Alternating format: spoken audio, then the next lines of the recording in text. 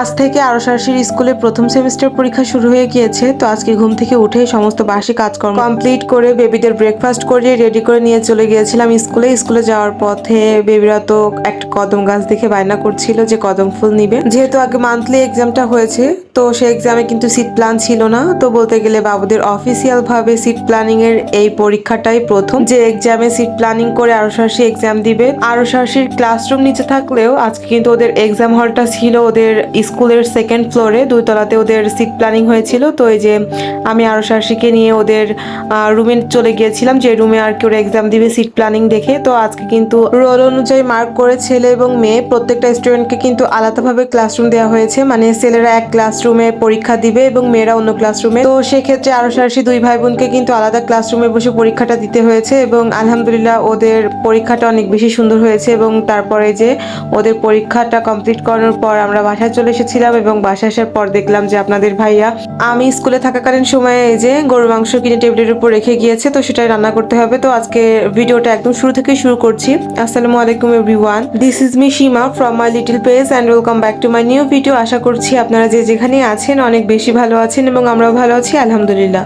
তো এই যে সকালবেলা আমি ঘুম থেকে উঠে আমার সমস্ত বাসি কাজকর্ম সেরে রান্নাবান্না কমপ্লিট করে বেবিদেরকে টিফিন রেডি করিয়ে ব্রেকফাস্ট কমপ্লিট করানোর পরে যে বেবিদেরকে রেডি করিয়ে চলে যাচ্ছিলাম স্কুলে।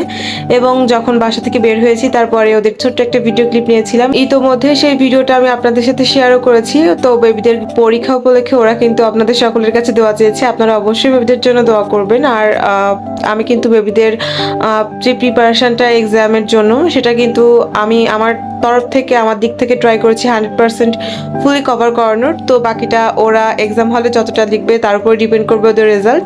আশা করছি যেটা করবে আলহামদুলিল্লাহ ভালোই করবে ইনশাআল্লাহ। তো আজকের ওয়েদারটা অনেক বেশি সুন্দর ছিল। বেবিদেরকে স্কুলে নিয়ে যাওয়ার পথে বাসা থেকে বের হয়ে দেখলাম যে আকাশটা অনেক বেশি সুন্দর লাগছিল দেখতে। তো আমি কিন্তু বরাবরই আকাশ প্রেমী, আকাশ দেখতে আমার খুব ভালো লাগে, আকাশের প্রত্যেকটা রং রূপ আমাকে খুব টানে। তো সেজন্য এই যে নীল সাদা আকাশের খুবই সুন্দর একটা মোমেন্ট ক্যাপচার করেছিলাম, দেখতে মাশাআল্লাহ অনেক বেশি সুন্দর লাগছিল আলহামদুলিল্লাহ। আপনারা অবশ্যই সকলে মাশাআল্লাহ বলবেন, আল্লাহর সৃষ্টি কত না সুন্দর সেটা আকাশের প্রত্যেকটা রূপই বলে দেয়। তো স্কুলে যাওয়ার পথে এই যে একটা কদম গাছ বাঁধে, তো সেই কদম গাছে প্রচুর পরিমাণে কদম ফুল ধরেছে এবং আরশাশি তো খুব এক্সাইটেড ছিল, বলছিল যে মাম্মি কদম ফুল লাগবে।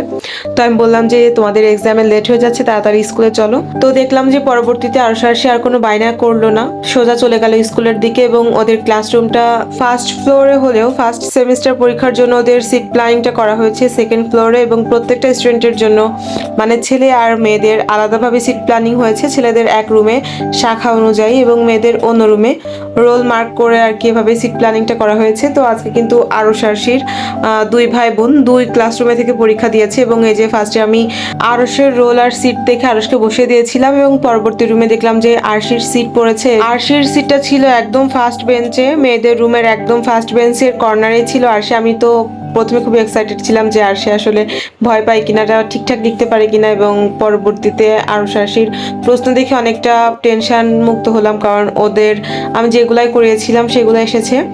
এবং তারপর আরশির কাছ থেকে রিভিউ নিচ্ছিলাম যে ওদের এক্সামটা কেমন হয়েছে। তো ওরা খুব কনফিডেন্টলি বললো যে মাম্মি আলহামদুলিল্লাহ মাশাআল্লাহ পরীক্ষাটা অনেক সুন্দর হয়েছে।